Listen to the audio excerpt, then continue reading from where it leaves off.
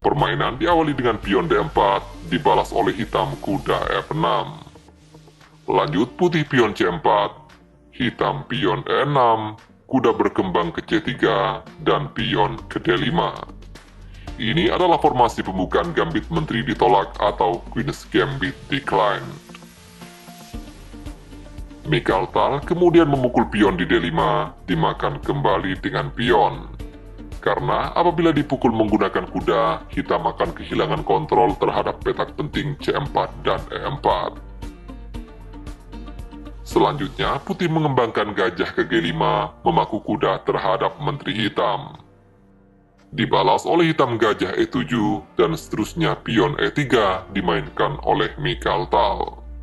Selain untuk memperkuat pion pusat D4, langkah ini bertujuan membuka petak pengembangan gajah ke depannya. Utut Adianto juga melakukan hal yang sama, dia memperkuat pion D5-nya dengan pion maju ke C6.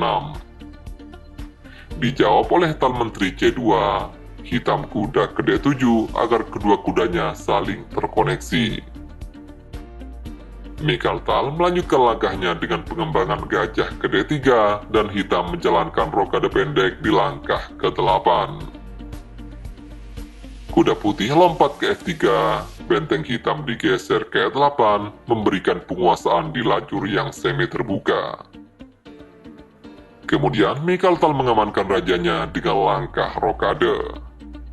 Utut Adianto merespon dengan pion H6 mengusir gajah dari peta G5. Gajah dipertahankan mundur ke F4, lalu kuda F8 dimainkan oleh hitam.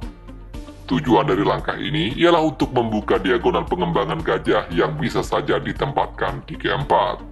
Dan juga kuda F8 nantinya bisa direposisi ke petak yang lebih aktif di E6. Sebagai respon, Mikaltal memajukan pion ke H3 agar kuda dan gajah hitam tidak menempati petak G4. Dibalas hitam gajah D6 menantang pertukaran perwira. Namun tantangan ini ditolak oleh Tal, dia melangkahkan kuda ke E5. Kemudian setelahnya, Utut memainkan kuda E6 mengancam gajah putih di F4. Dan tentu saja gajah dipertahankan mundur ke G3 oleh Mikaltal. Di posisi ini, Utut Adianto berusaha membongkar petak pusat dengan pion C5. Akan tetapi, Mikaltal tidak terburu-buru untuk pukul pion. Terlebih dulu dia menyerang gajah gelap hitam dengan kuda lompat ke B5. Setelah hitam memindahkan gajah ke F8, barulah Tal pukul pion di C5. Selanjutnya, Utut Adianto memukul balik pion hitam menggunakan kuda sekaligus menyerang gajah terang putih. Namun, bukannya menyelamatkan gajah, Tal memainkan langkah kejutan dengan korban kuda pukul pion di F7. Dan seperti yang kita lihat, kuda ini mengancam menteri milik hitam. Jika di sini hitam menolak pengorbanan dari putih, misal melangkah menteri ke B6, maka ini akan memperburuk posisi hitam. Ya, putih memiliki langkah yang sangat powerful dengan kuda C7 menggarpu kedua benteng milik hitam. Semisal dilanjutkan dengan gajah E6, kuda putih pukul benteng di A8. Setelah dimakan kembali dengan benteng, putih dapat menarik mundur kuda ke E5, dan variasi ini tentunya akan memberikan keuntungan lebih untuk putih.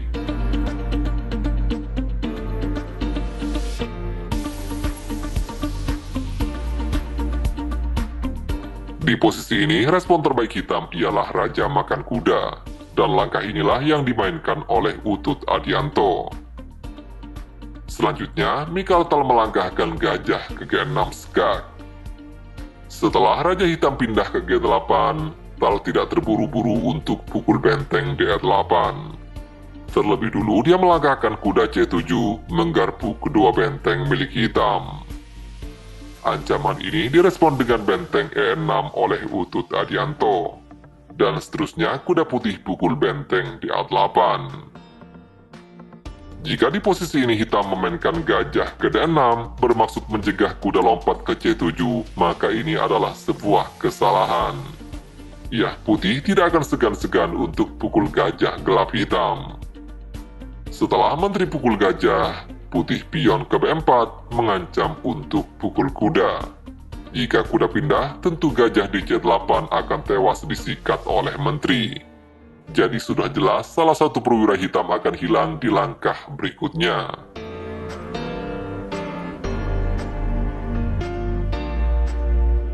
Karena itulah di game aslinya, Utut Adianto menggeser bentengnya ke C6. Selain bertujuan untuk mengontrol petak C7, sekarang hitam mengancam Discover Attack terhadap Menteri Putih. Selanjutnya, Tal melangkahkan benteng F ke C1. Dibalas hitam gajah D7, membuka jalan bagi menteri menyerang kuda di A8. Dan seterusnya kuda putih lompat ke C7. Jika hitam nekat pukul kuda dengan benteng, maka putih akan memakannya kembali dengan gajah. Setelah menteri pukul gajah, putih pion ke B4 menyerang kuda di C5. Misal kuda hitam menghindar ke A6, putih menteri pukul menteri. Setelah kuda makan menteri, lalu benteng pukul kuda. Bisa kita lihat putih unggul kualitas perwira dengan masih memiliki sepasang benteng. Dengan begini, putih pasti akan menang dengan sangat mudah.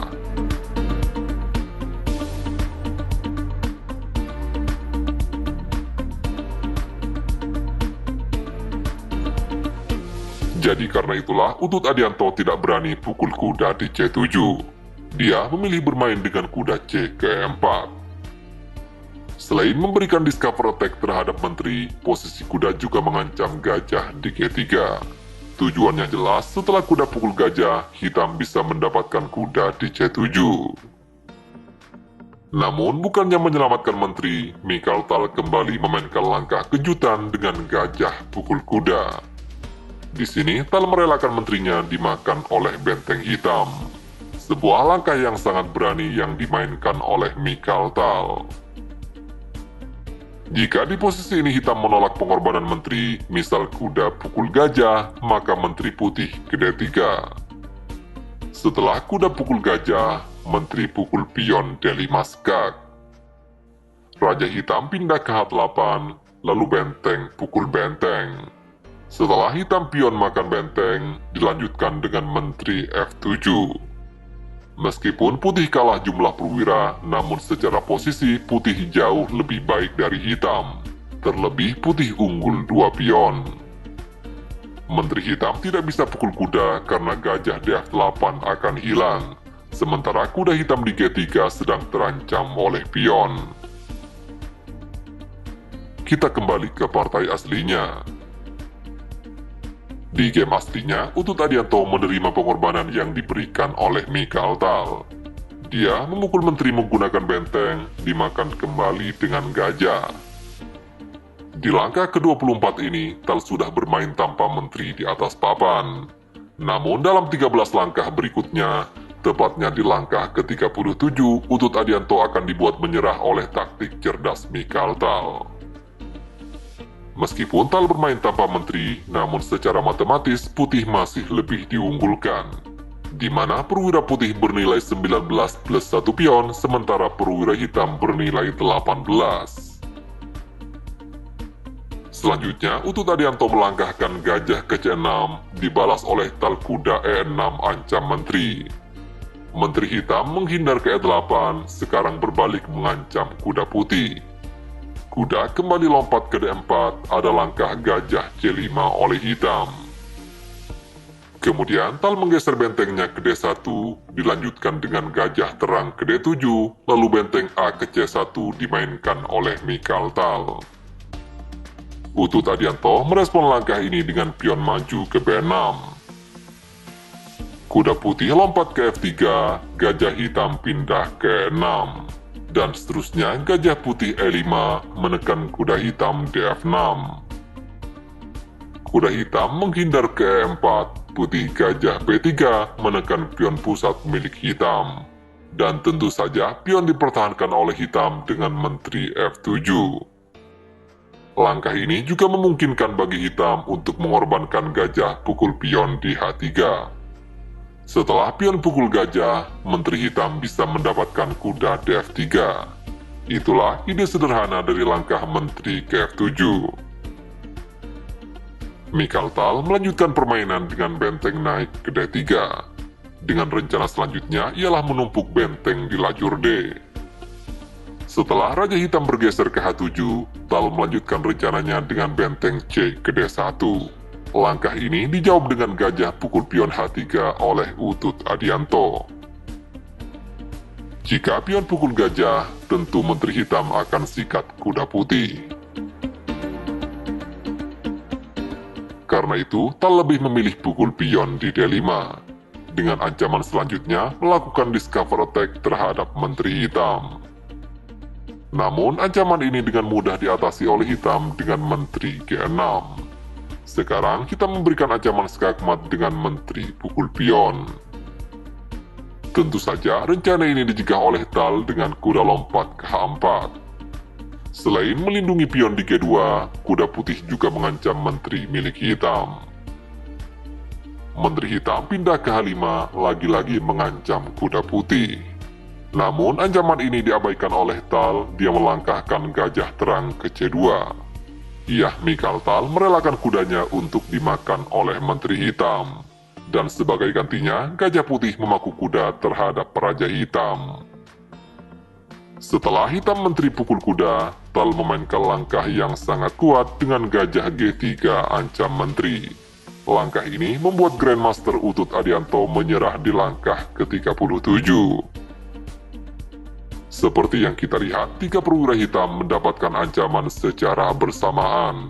Dan tentu saja 2 perwira hitam akan hilang dalam beberapa langkah berikutnya. Jika tetap dilanjutkan misal dengan Menteri E7, putih akan lebih dulu pukul gajah terang hitam. Sementara itu, posisi kuda masih terkena pin oleh gajah terang putih. Kita ambil contoh, hitam melangkahkan raja ke G8, maka benteng E5 ancam Menteri. Sekaligus menambah serangan terhadap kuda D4.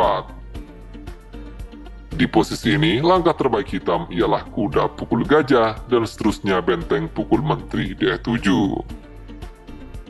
Variasi ini akan menciptakan situasi di mana putih unggul 1 benteng plus 1 pion.